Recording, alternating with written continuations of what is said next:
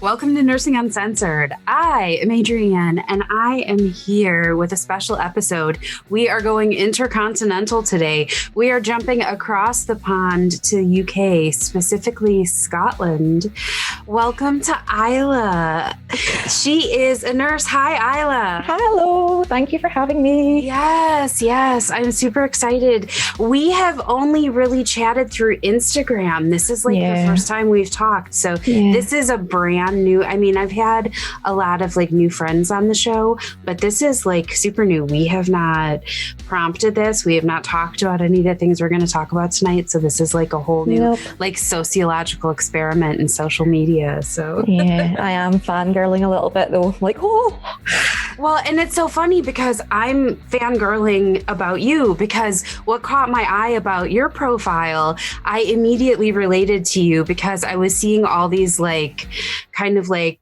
you're in scrubs, flipping the bird, you're kind of over it, looking kind of tired and pissed off. Yep, there's curse words and art and really good food and screenshots from Spotify of bands that I listen to. So I was is she living some parallel life for me, across the pond over there? So and then we just started messaging back and forth, and I was we need to talk because it just seemed that we have these weird, interesting things in common. And I have absolutely I know that there are probably a lot of things that are very similar. Nursing, the human body is the same around the world. But I think it would be cool to kind of compare some things. Yeah, I do. I actually think that going through kind of notes, I was thinking about comparing our nursing and your nursing. Mm-hmm. And when I've been listening to previous podcasts and listening to, the punamis that you've been having and, the real hands-on nursing care, that's the exact same over here. Like you say, the bodies are carbon copies no matter where you go. People are people. But I think looking at it and listening to how you've been trained and how I've been trained, and it sounds as though bedside nursing on your side of the pond, I think you've actually got more autonomy than what we do over in the UK, unless, you go into a specialised role. So I'm a general practice nurse, which I think for you is family medicine. Mm-hmm. And we are pretty much on our own. There's usually us and the GPs and the doctors, and we're running our own clinics, and any prescribing that we do, and the GPs will look over it briefly and sign it, but we're really on our own. But I think you guys tend to have a wee bit more autonomy out on the ward, which is quite interesting. And it's interesting here because everywhere is a little bit different. Whether you're in an ICU or a clinic or a general medicine floor, everything's a little bit different. And I'm still really new to the industry, and so I don't even know what it's like everywhere. And that's, I suppose it's the same here. I mean, I've moved from surgical emergency through to head and neck nursing, with really quite nasty head and neck cancers, and then back home and doing bits and bobs of agency nursing, which I think you guys have referred to not as travel nursing, but PRN nursing. Yeah. And actually, I've heard it referred to here as agency nursing. It's interesting. I've heard a lot of, I don't want to say older as an insult, but a lot of nurses that are 10, 20, 30 years in the industry, they refer to it a lot as agency nursing. Yeah. So I've heard it called that. So that's definitely a term that I'm used to hearing. I was actually thinking there are some things that are actually more similar about our nursing lives than about our personal lives, because in the United States, as a general rule, we don't use the metric system, but in nursing, we use the metric system. Yeah. And so when I started nursing school, I had to learn the metric system. It was something we brushed over in elementary school. But, we use the empirical system or whatever. It's called. God, I don't even know what you call it these days. It's so silly. but in addition to using the metric system at work, I also watch a lot of vloggers that are in Sweden and Norway. And so they're talking in kilometers and meters anyway, and, grams and things like that. Yeah. And I also like cooking. And so a lot of of that is in the metric system anyway. So but I still have to convert it in my head from the way I learned it as a kid. I still have to think a tablespoon is how many, I still have to do that conversion in my head. So that's one way that my brain still is very American. But yeah. Yeah, it's oh god, I remember going just flashing back to being in uni and doing drug calculations, and I remember in school I used to break out in sweats over my maths books, but when I came into nursing I could actually, it was the one thing that kind of clicked, was doing nursing calculations and doses and things like that. And I'm no longer ward based now that I'm out in the community, but I'm just thinking back as well to at 6 o'clock in the morning having to calculate IV antibiotic doses, or when I did palliative care trying to work out these monumental opiate doses for syringe drivers, and just having to do all of that in your brain when your head's essentially fried from the lack of sleep. But yeah, it's I was the same way when I was a student prior to nursing school. Math would bring me to tears. I hated math. Yeah, I used to do that. And I actually, when I started college as a non-traditional student, I actually retook a lot of very basic math classes because I knew that it was going to be so hard for me to do that more advanced math for science classes and stuff. So by the time I got to nursing school, I had this like one day where it all just clicked for me, and the med math, the calculations, I was like, oh, I can do this shit in my sleep. And actually I tutored a few students in medication math. One student like really didn't click with me and she didn't come back, and I wish her well, but the other two students that I helped, they were like, oh my God, this makes sense. This is amazing. I get it.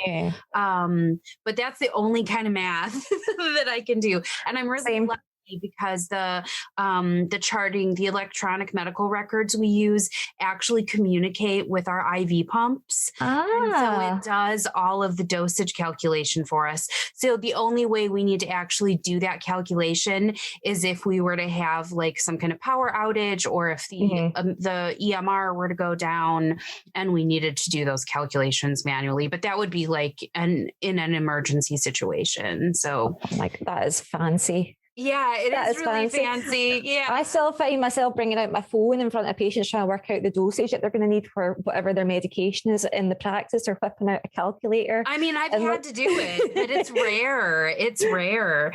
And I've still done it before when the label maybe isn't printed very clearly and I want to make sure, or something doesn't seem quite right. I still will double check. It's still helpful to know how to do that. But, but it's nice when the computer takes some of the we say that the computer is like the double check, it's like the backup for us. But that sometimes when your brain is fried, when it's like either the early beginning of your shift or like the very end of your shift, and you can't string a sentence together. You're like, please don't.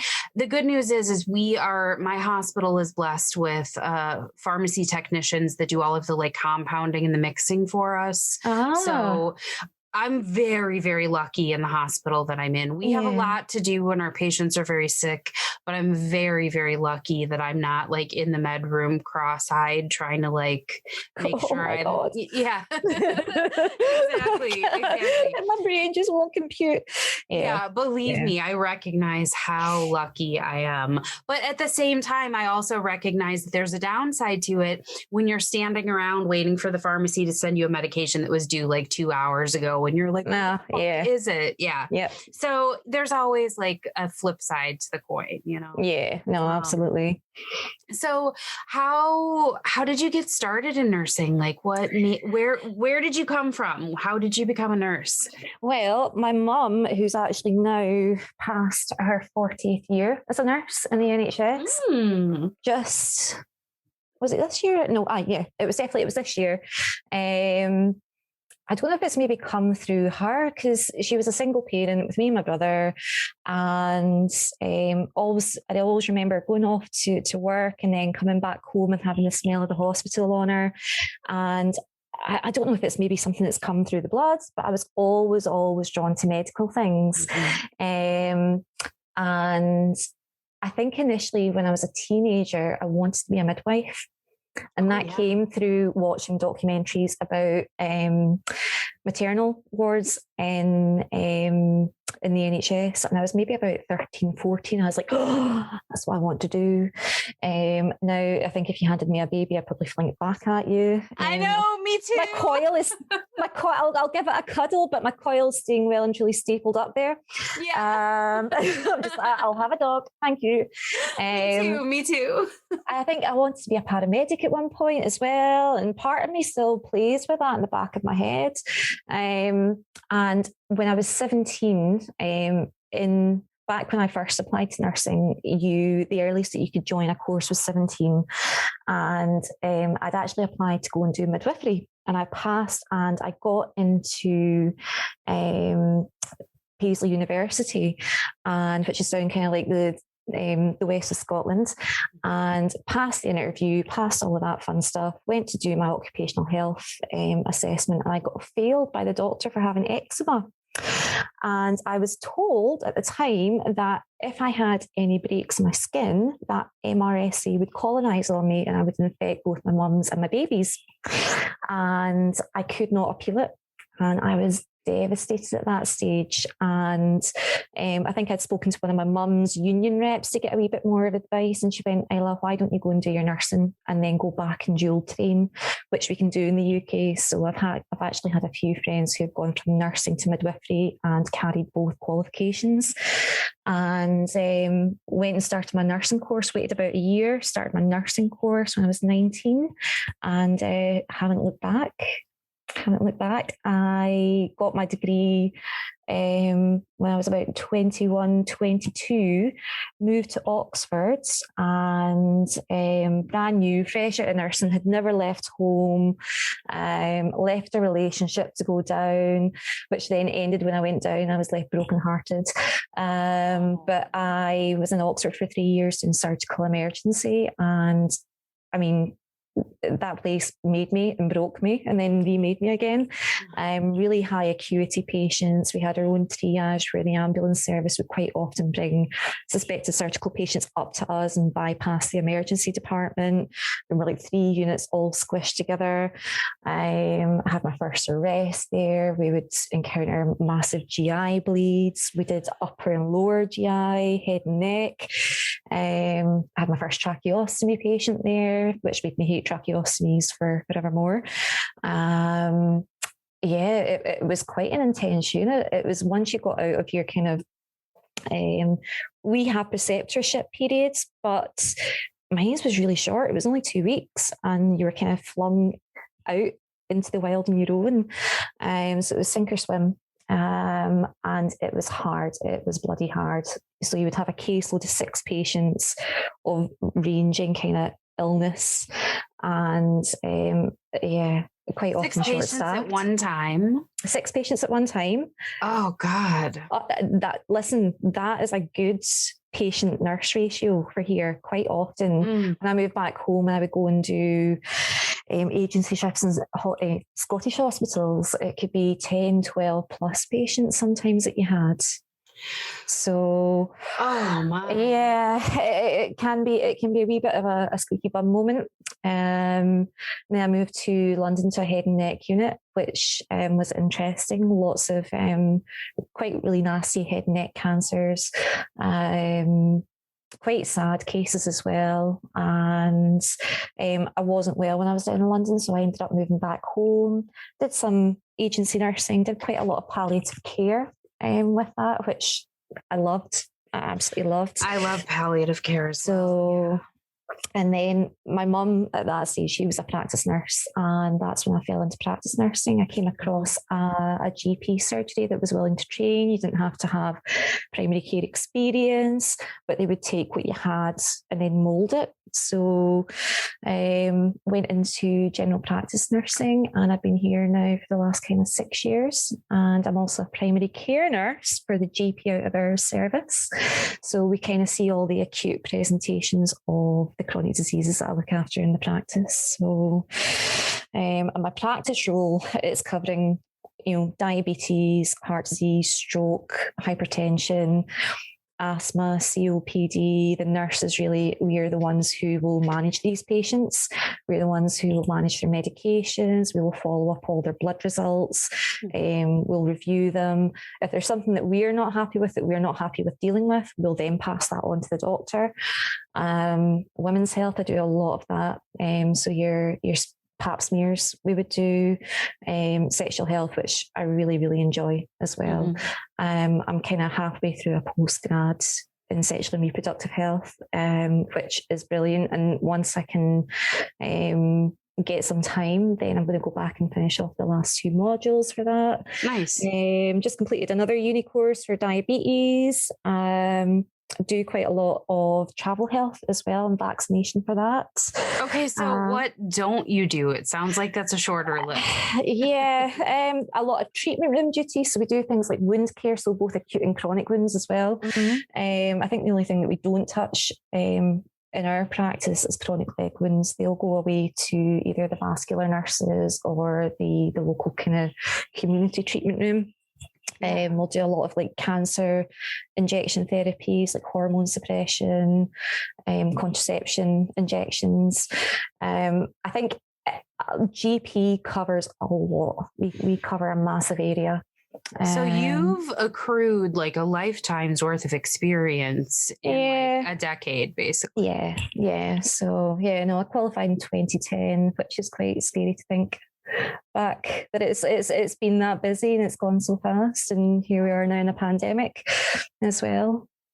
So what's the licensing exam that you guys take over there to be able to practice? So it's all within our university course that we do. We're not like you guys where you've got the NCLEX and you've got all these things to do over and above. You've got, it's a combination of your coursework, of your various exams throughout university. Quite often it ends up in a dissertation, and then with all your placements that you've had, which I suppose you refer to as clinicals, that all then gets put forward to the Nursing and Midwifery Council, and that is our one registration body that covers the whole of the UK.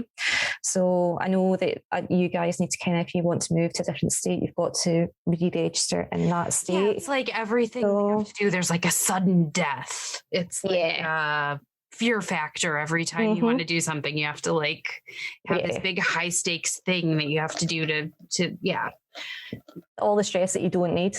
Yeah, basically.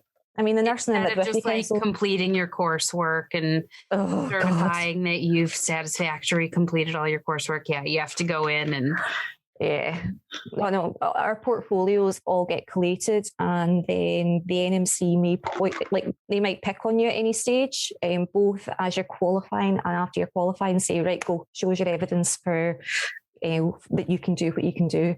So it's really, it goes through the whole of your university course, and then that then gets submitted by your university lecturers, and it's all kind of done in one full swoop though, which I suppose is a wee bit less anxiety inducing when I hear all about your NCLEX exams. And I feel that's what bred anxiety in me. The hoops that I had to jump through, I felt like made me the anxious new nurse that was brand new out on the unit. I feel like that's what made me feel like so panicked about everything. Because everything was like, am I gonna lose a point? Are they gonna demerit me? Am I gonna fail? It was like everything was so sudden. Exactly. So but it's true. It sounds like our jobs really aren't that different, because I know that here on our internal med floor, it's the same. They're doing a lot of, well person care, a lot of managing of comorbidities. And a lot of these comorbidities are so intertangled. Oh God, yeah, especially with your older adults as well. So unfortunately now, I suppose it's the same in the US, but we're seeing these comorbidities in younger and younger and younger patients. So when you start seeing type 2 diabetes in 20-year-olds, that gets a bit kind of, oh God, where are we going with this? And unfortunately, I work in an area where it's quite a mix of social deprivation and kind of more affluence, but more towards a social deprivation. So we're seeing the effect that has on patients' overall health. Absolutely. And I mean, in my general practice career, I have worked within these areas of social deprivation throughout Glasgow and Lanarkshire, and until I came into the community, I didn't fully appreciate the impact. I really didn't. And we do still have, for the fact that we are a very well-developed country and one of the richest in the world, we have some amount of poverty. And through that, people are accessing crap because it's cheap to eat. And we're now getting, 20-year-old type 2 diabetics, and I've had 30-year-olds having bypasses and things like that. It's pretty grim. So, and those social determinants of health are multifactorial, because it's the poverty, not being able to afford the food. It's not having access to food. It's not having information about that food that's available. People think, well, it's in the grocery store, it must be good for me, not realizing that it's really not. So there's so many different factors, not having access to healthcare. Healthcare literacy as well is a big one. Quality of air and water. There's so many of these factors that play into people's health. So, and it's true. We have all of these. We have many developing countries in the world that are all seeing the effects of these. It's true. Younger and younger people, even people of affluence that have access to, higher quality food, water, whatnot, and they're just, for making those choices. Yeah, exactly. They're not doing it. These are things that we're seeing. These are trends that as nurses we're seeing when we're seeing, when I see patients that I look down at my paper and I'm like, you're 42, you look like you're 66. Oh God, yeah. Oh Lord, yeah. So I think that there are all these things that we see, trends that we see in the healthcare, in the patients that we're treating. I also think that there are trends that we're seeing among healthcare workers. And there's actually a particular trend that we were going to talk about that we share in common between the two of us. And actually, I wanted to segue by bringing up this one article that I found. So this is an interesting segue. So this article that I found, I was doing research because we came here today to talk about migraines, because we are both migraines. I learned for the first time. So I've been suffering from migraines since I was a teenager. And today was the first time I ever heard the word migraineur. Oh, yeah. Refer to the person experiencing migraines. But I found this article in Time magazine, and I'll put the link in the show notes, but I found it interesting. It's called How a Nurse with a Hole in Her Skull Changed the Medical History of Migraines. And I'm not going to go into the super gritty details. People can go read the article, but it talks about this nurse who at one point, this was back in, I want to say, the early turn of the 20th century, when lobotomies were kind of the hip and in thing to do, and they didn't realize they were scrambling people's brains and destroying. You're not curing their mental illness, you're just destroying their personality by scrambling their brain. But anyway, this nurse had a botched lobotomy. So she had this, I don't remember where it was, but she basically had this fucked up hole in her head, and she was suffering. They did it to try to cure her migraines. Oh, she's laughed. No, but this really is preposterous. So I know, the doctors, which now, we know that in modern neuroscience, there is a time and a place for a properly introduced burr hole, cracking into the skull. But this nurse had been given a not antiseptically introduced burr hole. Oh, God. And when she would get a migraine, this doctor observed that the vessels under this burr hole, they weren't like bulging out, but they were like inflaming when she was having a migraine. So this is how like modern medicine came to determine that migraines had at least in part a vascular nature to them. And it wasn't just like some weird demon trying to escape out of this crazy bitch's head. I swear to God, it fucking feels like it though sometimes. Yeah, oh God. Sometimes like when it's been a really severe one, especially ones that have landed me in hospital, I would have been thankful for someone to go and like crack into my skull, take out that bit that's giving me the grief and put it in a fridge somewhere, then put it back in again. I mean, I've had the thought before, and I've even said this to my partner, Doug. I've even said, like, I know this feels silly, but if you could just keep pulling till it just pops off, it might feel okay. And I've said to him, like, I know that doesn't sound right, but if you could just like pop it off, which, you know, to a person in their right mind, it's like, are you having a stroke? Like, are you fucking losing your mind? Do I need to call an ambulance? But no, really, your head hurts so bad that you're like, could you just pull my head off? Like, I think, it's been, I mean, I've had mine since I was 6. I hit puberty really young. It was the worst. I had precocious puberty from the age of 6. Doesn't really run in the family, but my mum, God love her, has also got migraines as well, and she's had kind of awful kind of gynae problems, including endometriosis, where after I came along, they did a subtotal hysterectomy on her, left her ovaries intact, which then with adhesions super glued themselves to her bowel, and she eventually had to get them taken away and shrunken down and removed and put into an early menopause.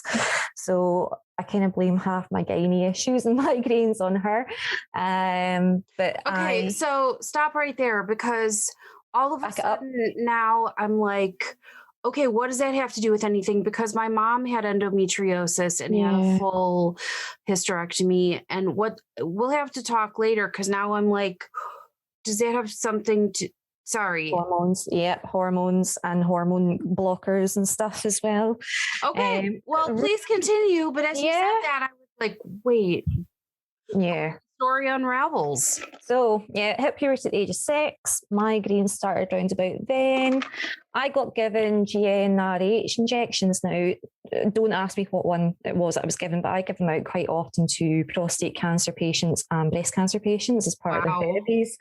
And it's only been recently where I've actually gone looking up and I'm thinking, I actually think it was Zoladex implants that I got put into my stomach at the age of 6 or 7 to stop me from taking my periods, which was grim.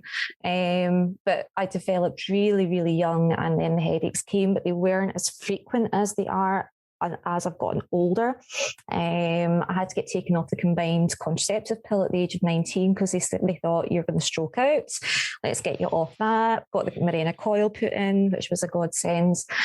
And then we'd get them every now and again. We'd sometimes end up in out of hours having to get diclofenac jagged into my backside and lots of antiemetic.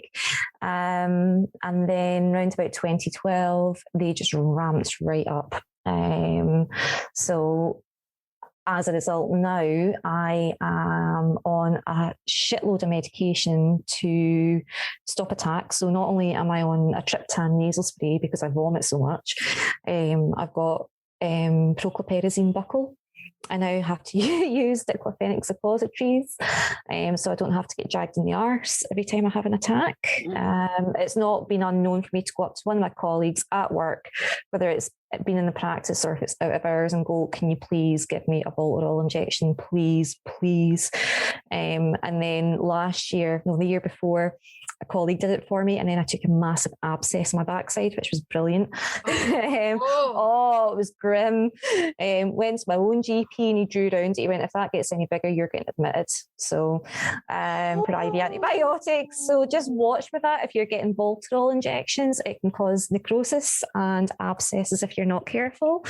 And they are nippy. So I now have the suppositories. And carry things like paracetamol and tramadol, and I'm a walking pharmacy, and it's affected me so much that my rule now, because I've had quite a lot of sick time, which is not always going down well in the past with previous employers, that unless I'm vomiting, I'm in work. And quite often I will be doing consultations, particularly around about this time of the year and through the summer, that if I've got an absolute cracker, because we've got these horrible fluorescent lights, I'll turn them off. And because I've got like good sized windows, unless I'm doing a wound or, I'm doing a gynecological exam on somebody, I will sit with the lights off. And my patients now know me enough to go when they come in, "You've got a headache, Ken, haven't you?" I'm like, "Hey, sit down." So yeah, and I've gone through, God, beta blockers. I've gone through flunarizine, topiramate. What else have I gone through? I've actually scribbled it down. I've gone through many things. Yeah, I haven't been through all the things, but we have a lot of overlapping similar medications. Candesartan, they've tried that on me as well. Pizotifen, which was horrible. I've then moved on to something called gamma-core therapy. Which is, it's not like a TENS machine, but it's like this kind of strange kind of X-shaped machine that you pop on to either side of your neck. You're meant to do it so many times a day. Does it do like some kind of like electro? Yeah, it didn't work for me. I felt like it was frying my vasa. It was frying my neck. It was horrible. I've had the nerve blocks at the back of my head, which after you got them done were really, really sore, didn't touch me. Then I think I moved on to, it was Botox every 3 months, so 33 injections into the scalp, which made me think, oh my God, why do women do this for vanity? Because it's fucking sore. Yeah. And it brought the frequency down ever so slightly. So I'm now on self-administered Aimovig, so Arunimab injections, which hurt like an absolute bitch. But you know what? It's taken me down to maybe 1 or 2 a week, with the odd kind of flare up where I'll have 3 or 4. And that's maybe been since I think September I'd started them. And it's a once a month injection. And my God, what a difference. What a difference. So which one made the big difference? The self-administered Arunimab, so Aimovig. Mm-hmm. I mean, you have to jump through quite a lot of hoops to get there in Scotland. Yeah. But so far, touch wood, it's been... Because that's considered like a non-chemo or like a... Yeah, it's like a version of kind of, it's like a biologic therapy that you're using. So I suppose it's similar to kind of like all the MABs that you would use with rheumatoid arthritis, but it's one of the newer ones. So you don't tend to have as many kind of awful side effects with it. But do you know what? I'll take a side effect if it means that I'm not going... that you don't feel like your head is going to explode. Yeah, because it sucks the life out of you. You're knackered all the time. I mean, when I've got one about to start with, I've got the aura going, or if I'm in the middle of it, my speech goes, which is really good when you're in the middle of doing like a diabetes consultation. Yeah. Or you'll be talking about one thing and then you go, what was I talking about there? And it's like complete brain fart.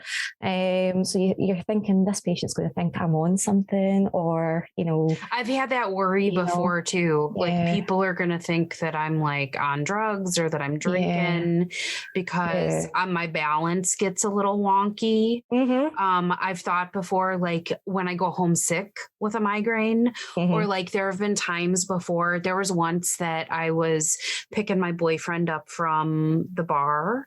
And I was completely sober and I was just like going down to pick him up, but I had a migraine. And when I got down there, I like opened up the car door and threw up out of the car. And he was like, shit, you're going to get pulled over. Like, I'm safer walking home drunk. And I'm like, well, I didn't think I was going to throw up in the fucking alley. Yeah. And that's the thing. It hits you like that as well when you're going to vomit as well. It's like, hello, I'm here. Bye. Yeah. But listening to you talk, like I've tried a lot of different things, but it sounds like you certainly have a much worse case. Mine started when I was, and I mean, I'm not like comparing pain or whatever. Mine started when I was around 15. And I also had early puberty, not as early as you, but for me, it was around like, I don't know, maybe like 3rd or 4th grade. So I was maybe like 9 or something like that. My mom also had, endometrial issues and early menopause from hysterectomy. All the women in my family had early hysterectomy. So I don't even really know what my gynecologic history is because they all had early hysterectomy. So they all had early menopause. I don't know what my natural, I'm like the first one in my family to not have a hysterectomy by 40, So I don't really know. But the headache started and they thought I needed glasses. So when I was a freshman in high school, they tried giving me glasses. They tried getting my eyes checked. They thought that I was, being lazy or that I was having trouble in school or I was, they thought it was all this behavioral stuff. And then when I was in my early 20s, I had sinus surgery and I did have sinus issues. So then that took care of the problem for a while. And they thought, oh, it was the sinus stuff. Then they thought it was menstrual. And then that one, there have been all these things that we've tried. I've tried, a bunch of different triptans. Like I now have rizatriptan. I just tapered on to Topamax. I've tried, what else? I was on Imitrex for a while and that didn't do shit. But I get intense photophobia. I have balance issues. I have a hard time focusing, not just like focusing, like visually focusing, but like I can't look at an IV pump. So there was one night I remember going home sick. I had this great connection with this palliative patient I was taking care of, but I was starting an Ativan drip on her and I was having to like titrate it to her comfort. And I was like, I can barely see what's on the pump. Am I going to kill this woman because I can't see what I'm doing? So I went home sick that night and I felt terrible. I felt like I was abandoning her. I wasn't because another nurse took over for me, but it was in that moment that I was like, I was providing her great care. And then I feel like I got punched upside the head and I just couldn't do it anymore. So the photophobia. And so when I'm at work, it's kind of similar. If I'm already at work, it's very difficult to find somebody to go and replace you. And unless I'm vomiting, they're like, we really need you. And it's one of those things, they can't see how I'm feeling. So unless I'm like puking in a trash can, it's like, you're staying, you know? And so I have these like really darkly tinted glasses. I do what you do. I turn off the lights. I'm turning down the screen on my computer. I'm like trying to do all these things. People are trying to help me out as much as they can with, getting call lights and it's just, but then I feel like more of a burden than a help on shift because people are like trying to help pick up the slack for me. And it's like, well, who am I helping here? I know. And then you feel guilty from that. And like you say, if you do have to go home sick, not only do you feel as though you've let that patient down, which you've not, but you feel as though you've let the team down as well. And for me, I'm lucky where I am at the moment where I've got 3 of me. So I've got myself and 2 other practice nurses, but quite often you're it for a practice, for a GP surgery. So there's not always a substitute. There's nobody to take over for you. I had to self-isolate because of my other job for a potential exposure until we found out the COVID status. And, had my other colleague not been available, my other colleague was going to have to give up her annual leave to come and cover for me until I knew that I wasn't going to walk about and give everybody the Rona, so it's that guilt of you feel as though you're letting the side down when you're not. And that's the thing, people don't see it. Quite often it's evident with me because my eyes will go black. My eyes just sink into my skull, will go black. And at the moment, because I'm wearing my mask, they won't see anything, but usually like my mouth is white. I'm chalk. And patients who now know me because they're coming into surgery quite a lot, they will say, oh, you've got one of your migraines, Hen, haven't you? And I'm like, aye. And they're like, well, you should go home. I'm like, well, if I go home, who's going to look after you? What's going to happen if my reception staff have to phone you and cancel this appointment? You're going to get very angry. and then it's going to back up the rest of the work. So yeah, it can be quite difficult as a nurse. And then what does that stress, that guilt, and that burden do to the way you're already feeling? Yeah. So then how does that make you feel to know that if you do take that day to yourself, you have this then burden of what it's doing for your patients, your practice, your coworkers. Yeah. But if you stay, then you're pushing yourself beyond what you know are your physical limitations that you've already maxed out and gone past. Mm-hmm. Yeah. So, and it's a catch-22, I think. You're damned if you do and you're damned if you don't. And some employers are great, like my GPs that I work with are really, really good. Some in the past haven't been so good, but I don't think they've ever had to have somebody with, a chronic illness that flares so often. But yeah, it is what it is. You just have to kind of, I think if I didn't carry the amount of medication I do, I wouldn't be able to work.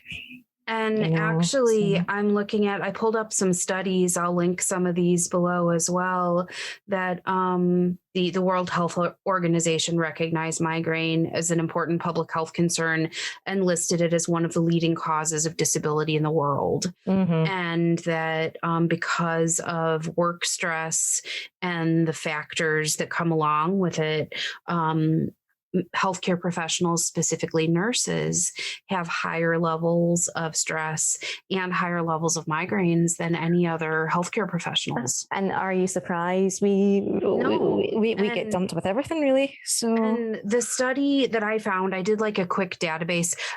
I'm like the nerdy one who's like laying on my couch, like drinking Starbucks, watching TikToks, and then of course I went into a database from my university and looked up studies. But I found the study in Taiwan that even said that nurses that they studied from the study, I think this was from 2015, nurses were 3 times as likely to have migraines than physicians, than other healthcare providers. And just what I know about the number of friends I personally have that suffer from migraines, and even if you cut migraines out of it, just people get headaches all the time. Yeah. We have a community jar of ibuprofen on the unit that's this big. Yeah. I know I tend to refer to myself a lot. There's 2 of the girls in my admin team who are also migraine sufferers, and one of them now carries triptans in her drawer at work. Mm-hmm. The other one is quite frightened of taking medication, so I've usually got to say to her, sit on your arse, come away from the computer, go and sit in an empty consultation room, and I'll give you a triptan. And I've got to bully her into taking it, but I mean, it gets her through the day because she won't go home. When I worked in my old practice, between myself and my colleague who not only had migraines, but she also had fibromyalgia, and I think they were investigating her for rheumatoid arthritis as well at that stage. The pair of us were like the drug dealers of the practice. It's like if you needed an omeprazole, or if you needed ibuprofen or paracetamol or a triptan or whatever, go to Laura or go to Isla. That's me. I even have fart meds in my bag, so I've got everything you need. Whether you're having a bean burrito or a headache, I got you covered. Oh yeah, So yeah, I now carry this pouch. It's not got plasters in it. It's got Buscopan in it. It's got eye drops in it for my contacts, because glasses and masks they're not pals. No. Got a nail file in there. I've got hair stuff. I've got a plethora of medication. It's your nurse survival kit. Yeah. Every nurse has a survival kit. I even whip it out for my boyfriend if he's not feeling well. He'll be saying, "Have you got any Buscopan on you? Have you got any paracetamol?" I'm like, "Oh yeah, you got everything." And I'll go and muscle through everything. And then every nurse has a tampon or a pad, something like that, some kind of emergency little thing in their bag. But I mean, if you think about the amount of stress that goes on to our bodies, whether you are working ward based or even if you're in the community, you're missing your breaks, you're not hydrating, you're not always eating on time.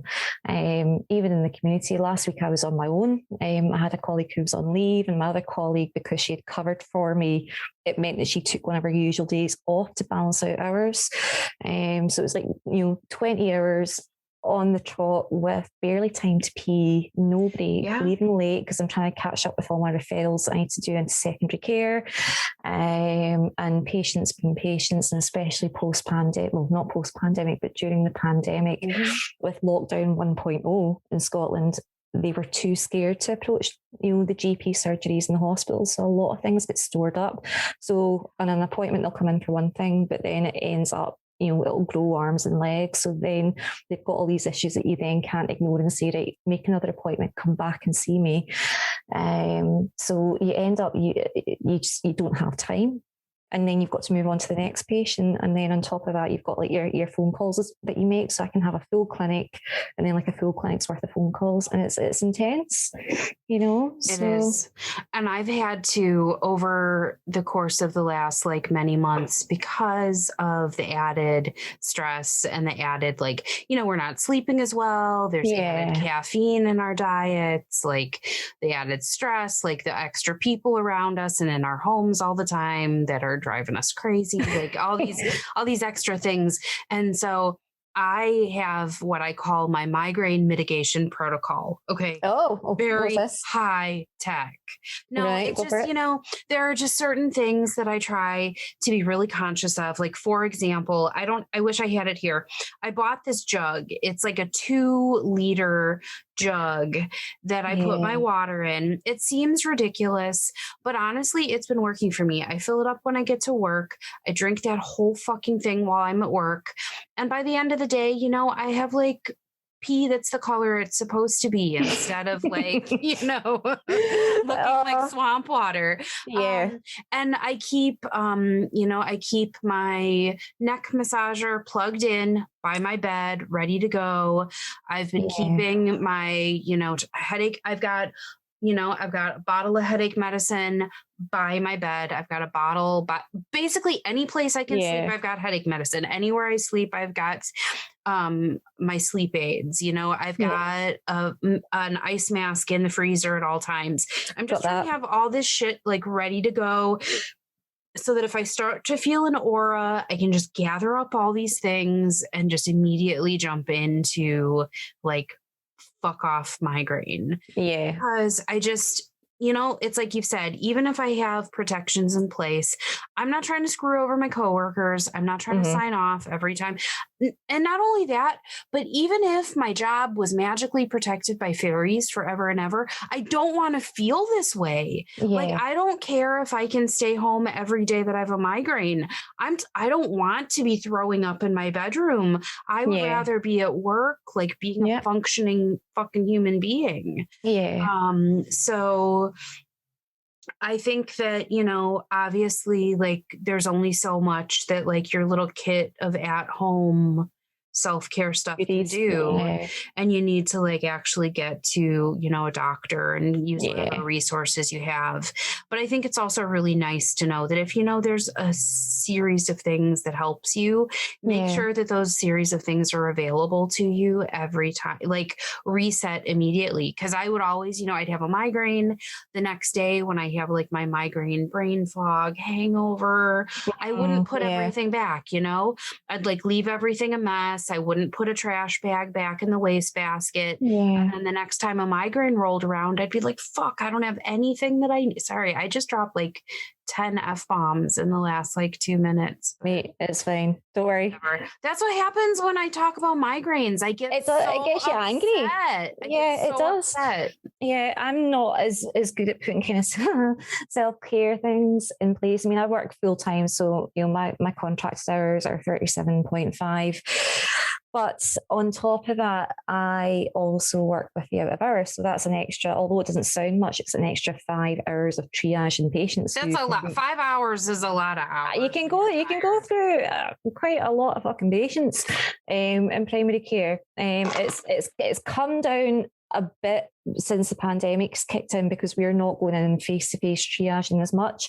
But I'm essentially working. A lot. It's 6 days a week. Plus I was doing my diabetes course on top, which I was like, yeah, I'll go and I'll do it now, because my lead practice nurse is going to be semi-retiring come August, and she wants me to step into the role. And although I've been looking after diabetic patients for a long time, she's like, I just want you to have that certificate. And I thought, that's fine, I'll go and do that, whatever you want, cool.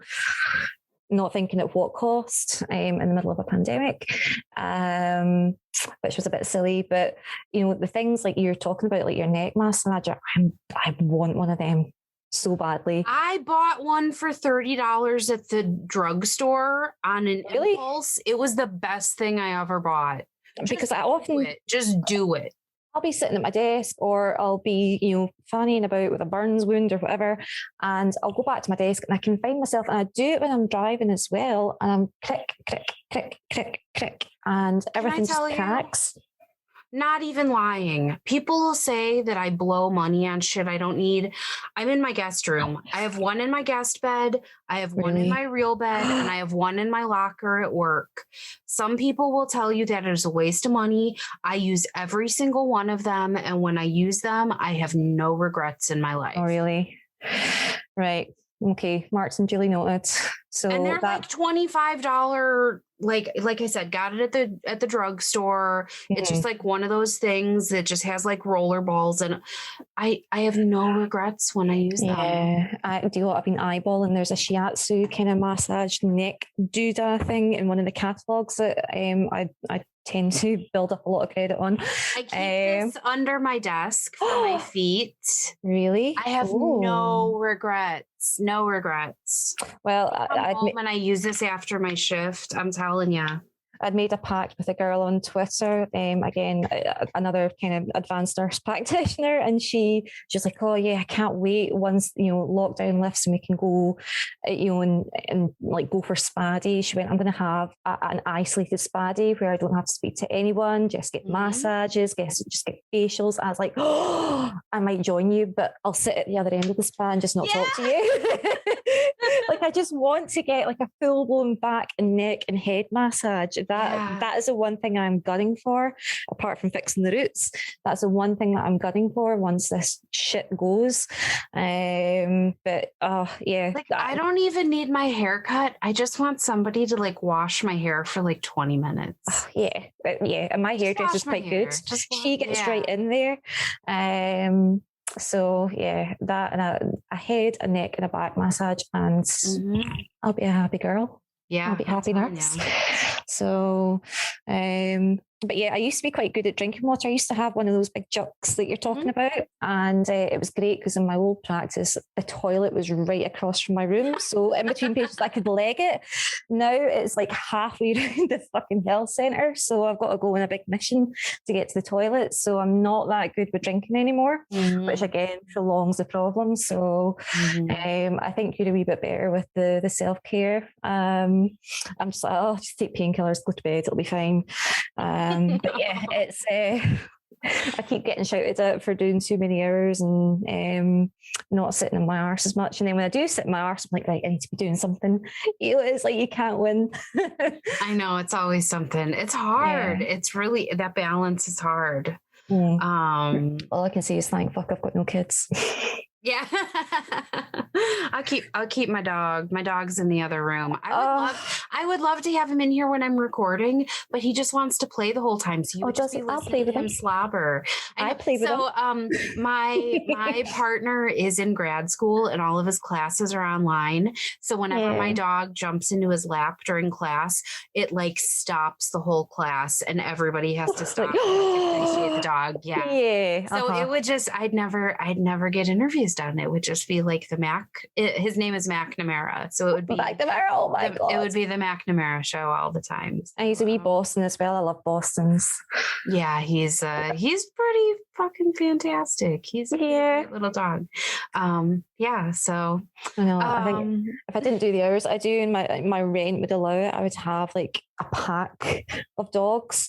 I can't go anywhere. Every time I see a dog, I'm like, oh, even in the car, it's like, oh, look at that papa. And mother half just like, fuck. I think dogs are just too good for people. Dogs are just too amazing. I love all of them. I want them all. I want them all for me. Mm-hmm. Yeah. If I couldn't be a nurse, I would want to like just run like a doggy spa or a doggy daycare. And I would so my dog when my dog was in his first year of life and I was in my first year of nursing, he went to doggy daycare so I could sleep because I've always been a night shifter. Mm-hmm. And he went to the bougiest fucking doggy daycare. They had like little like cubbies where you could like put their leash and their treats. He had his little name on his cubby. Oh my God. And they had he had his like group of dogs that he was friends with, and they would put out like little like kiddie pools, and they would have like pool days and it was like the most adorable freaking thing. They were expensive, but it was worth the money. It was just for the first year. Man, I miss sending him there. But that was like my I feel like I'm like some kind of rich bitch sending my dog to like this really fancy bougie doggy daycare. The dog's having a great time and you're sitting sleeping. Yeah, I'm sound asleep, burning money while I sleep. The dog's getting like a spa day with his friend Bruno. Yeah. Like, it's all good. Well, for a first time meeting, we didn't do so bad. This was damn good. Goodness. Yeah. Good. This was fun. It has been fun, yeah. It wasn't as terrifying as what I thought it was going to be. No, it never is. I'm not so scary. I'm totally not scary. No, and I think I understood every word that came out of your mouth. Good. I'm glad. I hope the same was true for you. I hope I didn't throw any dirty English slang at you. That's quite all right. I kind of have it all kind of, tucked under. I love it. I get patients like dropping off F-bombs and C-bombs. I'm like, oh, I'm not swearing at you, nurse. I'm just swearing. And I'm like, it's fine as long as you're not doing it at me. I have no problem. You can swear in here. I don't care. As long as it's not directed to me. Thanks. Never. So, and do you know what? Sometimes, depending on the patient that's coming in, sometimes if that's their method of communication, you get down to their level without taking it too far as well. So I think it's because I watched too many movies. I think I just watch a lot of movies where I don't know what to blame that on. I blame my brother. My mum, every time the pair of us are together, my mum is just sitting dying in the background going, where did I get the pair of you? And also growing up with Billy Connolly as well. So the comedian. I love it. The first time I actually ever saw Billy Connolly was in the 1980s.